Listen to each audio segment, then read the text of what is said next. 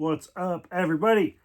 Tim here for Lower Decks, Season 5. We're going to start with Episode 5. Starbase 80! Question mark. Exclamation point.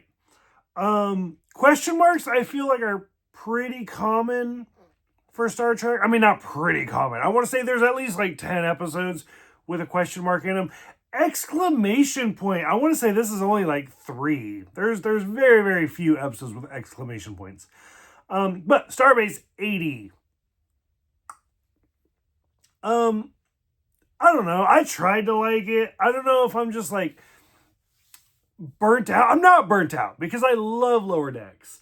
But I do feel like they've kind of run their course. Like I'm just like the jokes are played. There's not a lot new. They're riding the fuck out of this whole Boimler with a beard thing. Like, god damn. But basically the episode, because it was difficult for me to pay attention.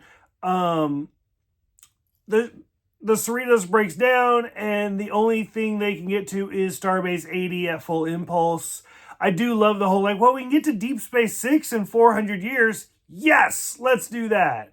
Because, again, Starbase 80 has been this big joke for a while now. And Mariner was even there for a minute. So, I get it. It's kind of fun. The Enterprise joke did make me laugh. Where they're, like, rubbing their lotion all over each other. That's like, what? Like, episode 2 of Enterprise or some shit? Because it's the trip in T'Pol. Is it T'Pol? I don't even remember. Where they're, like, rubbing each other down. And I was like, wow, they really went that far. Like, it was kind of crazy. So they introduced, what was her name? Like, Nox or whatever. The person leading them around wearing, like, the Enterprise jumpsuit is Nicole fucking Breyer, who's hilarious. I've been a big fan of hers for a long time with her stand-up comedian, or her stand-up comedy is really great. If you haven't seen her Ursula skit, it's fantastic. She even did the bakery, not the Great Bakery, some bakery show. Nailed it. She's great in that. I've even had the opportunity to see her live here in Portland before. Fantastic. And like at first I didn't recognize her, and then I think it was when they got to the corn dog, she's like, And I was like, oh, that's Nicole fucking Breyer. Like I recognize that. So that was kind of great. The one doctor being the parasite that I don't remember the episode title. But it's the Geordie one where like he uses the holodeck and stuff, and they're like, yeah. So I liked that little reference. That was great. The Allurians, like we realized Nicole Breyer is an Allurian like Guinan, but she's not like really, really old. She's just a young Allurian. And I loved Mariner's line of like, a young Allurian's just a regular human. And I was like, that's fucking brilliant. Like little stuff like that made me laugh. The character named Gene, obviously has to be a reference to Gene Roddenberry. But like as it kept going, I liked how they like, because it's so broken, everybody's on the ceiling because the gravity's broken. I don't know. I was trying to get into it, and there's little parts that made me laugh, but the episode as a whole, I was like, I just don't care. Which moved me right along to episode 6 of Gods and Angels. It's almost like a Dan Brown book.